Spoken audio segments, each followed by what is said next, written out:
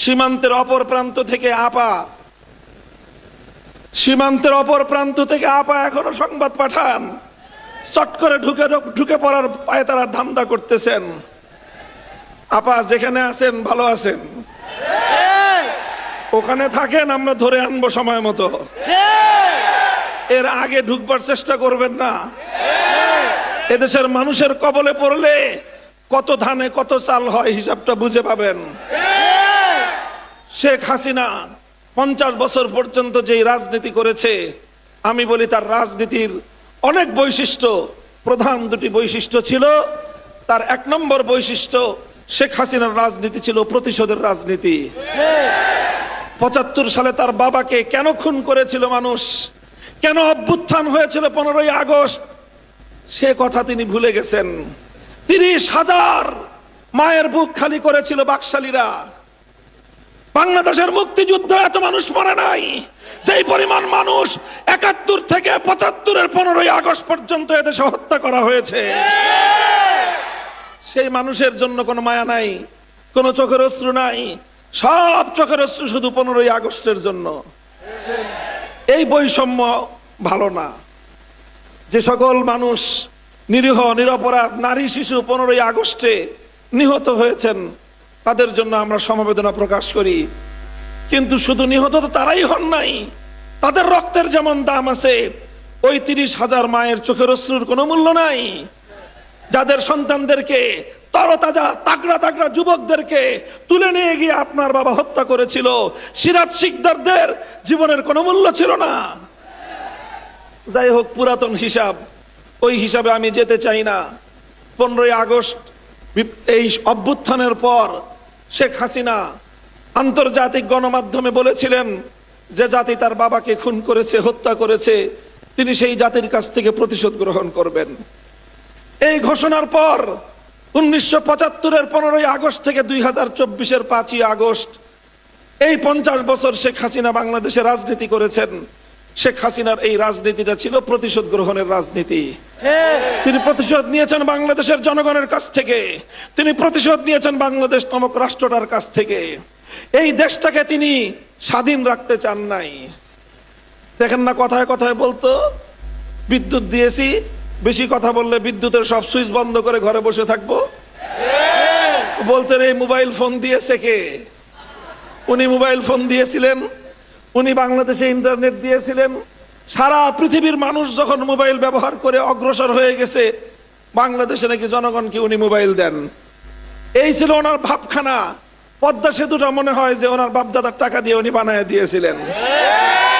এই অবস্থা করতেন। এই অবস্থা করে তিনি এই বাংলাদেশটা সম্পর্কে তার ধারণা এটাই ছিল, বেশি বাড়াবাড়ি করবা, বাংলাদেশটাকে ভারতের অঙ্গরাজ্য বানায় দিব। এটা ছিল তার রাজনীতি। এজন্য ভারতে গিয়ে তিনি মাথার মধ্যে তিলক পরেন। সেখানে তাকে মুখ্যমন্ত্রীর ঘোষণা দেওয়া হয়, তিনি মুস্কি মুস্কি হাসেন। বাংলাদেশের মানুষ সেদিনই বলে দিয়েছিল, বাংলাদেশের ক্ষমতার মস্তদে আমরা স্বাধীন আত্মমর্যাদা সম্পন্ন প্রধানমন্ত্রী চাই, তিলকওয়ালী মুখ্যমন্ত্রী দেখতে চাই না।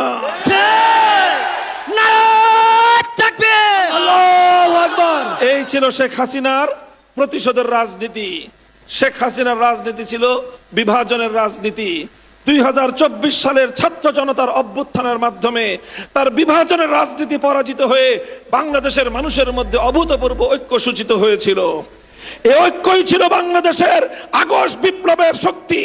এই ঐক্যের মাধ্যমে এদেশের মানুষ ফ্যাসিবাদকে পরাজিত করতে সক্ষম হয়েছে। এই ঐক্যটা আমাদের ধরে রাখতে হবে।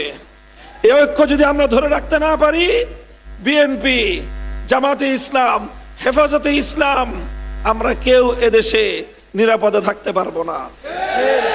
কারণ শেখ হাসিনা শুধু একা নয়, তার পিছনে লুকিয়ে আছে ওই শক্তি যারা বাংলাদেশটাকে স্বাধীন দেখতে চায় না, যারা বাংলাদেশটাকে বিশ্ব দরবারে মাথা উঁচু করা আত্মমর্যাদা সম্পন্ন জাতি হিসেবে যারা দেখতে চায় না।